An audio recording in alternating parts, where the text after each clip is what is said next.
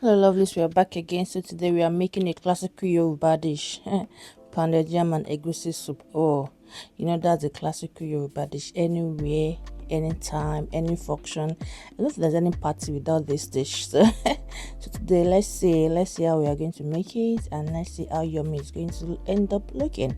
So just start by soaking the egusi in the broth. Yeah, I think that gives it a very good punch of this umami taste and flavor. Then you can also add a bit of onions as well that you also soak with the egusi, and just set it aside for like 15 to 20 minutes before you start frying the egusi. Then you can get your pepper ready while you set that aside. Then you heat up the pan and then you melt your oil before you start frying the egusi. You ensure the oil is very hot before you add the egusi inside. So you just basically fry the egusi like you're frying akara into balls, make it into balls, and then you start frying. So there are different ways to cook egusi soup. We have the Ijebu way, and then we have the general way. So this is the general way. I prefer this way because I like my egusi to be in clumps, kind of, instead of the Ijebu way where it is just bland, well blended, and nah, I don't like that. So after you fry the egusi enough and it's dry, then you add the pepper, the blended pepper, allow it to cook for a few minutes. Then you add the remaining portion of the broth, allow it to cook as well.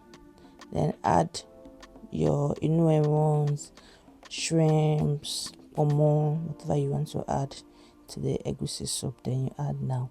I love leaving my main protein, which is the beef that I'm using in this soup, towards the end of the soup making, because I've cooked it before, so I don't want the beef to overcook. So these ones are fresh, and I want to cook it in the soup. So you add it, you stir, and then you cover for it to cook for just a few minutes, like 5. Then you can also add water if it's too thick, but just be careful, don't allow it to be too watery. Then cover and allow it to cook. And after a few minutes, you can see that it's already coming together. Look at that. I feel like eating it from the screen. Oh my god, looks yummy, and is already giving us that egusi vibes. Yeah. So the next thing now, I add my beef because we're almost done cooking. I add my beef so that it can soak in the egusi flavor. Yeah, but it won't overcook. Yeah, that's the point. Then add the beef and allow it to simmer for a few minutes. Like I said earlier, this is a Yoruba dish, Tiwantiwa dish. Like, it's Yoruba all the way through, so no other country or tribe can take this away from us. Sometimes I hear that egusi is Igbo soup, this and that, but this is Yoruba soup, so that is just it. No arguments. Case closed. Yeah, we're almost to the end of the cooking, and after it has simmered for a bit, now this is where I add my spices, my locust beans, whatever you want to add to spice it, salt, oregano, thyme, rosemary, whatever the spice you want to add. This is the time to add it. So for this soup, I use locust beans. As you can see, I'm adding that. Then I use some seasoning cubes with a touch of turmeric. Yep.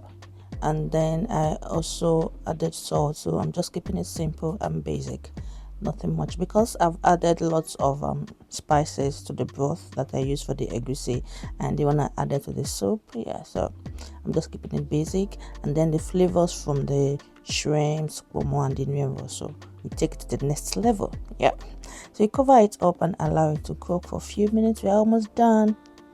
Yeah, what is left now is just to add the vegetables. So you would have already washed and cut up your vegetables, and don't forget to taste the soup before you add the vegetables. Taste it to be sure that the spice and everything is balanced, because once you've added the vegetables, you're almost done cooking.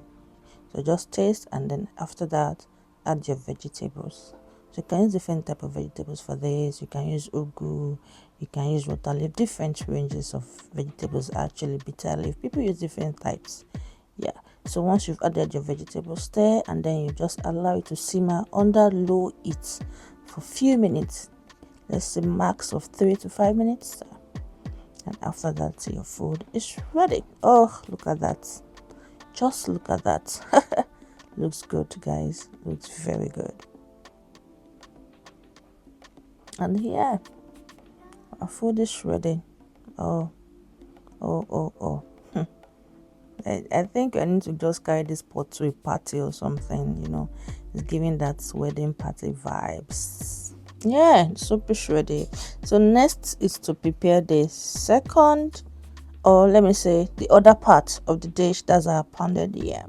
So locally we use mortar and pestle for, but now the world has gone far. So you can actually use your blender for this. I use my ninja blender. So that is with the dough blade. We have different blades, but with the dough blade you get a perfect pounded yam, I'm telling you. So with the dough blade, just add your boiled yam. Then using the chop function of the blender, you can start by chopping it up. Then you use the puree function. Then you can also use the mix function to get the perfect pounded yam paste. And then this is it. We're serving it. Oh, look at that. Hey, it's like they should be drumming in the background, like that party and Gbedu vibes. Oh my god. And trust me, the taste of this soup was on point, like 100 over 100. It was awesome. It was yummy. I don't even know any other adjective I can use to qualify this soup. Just try it out and let me know how it tastes in the comment section. Bye for now.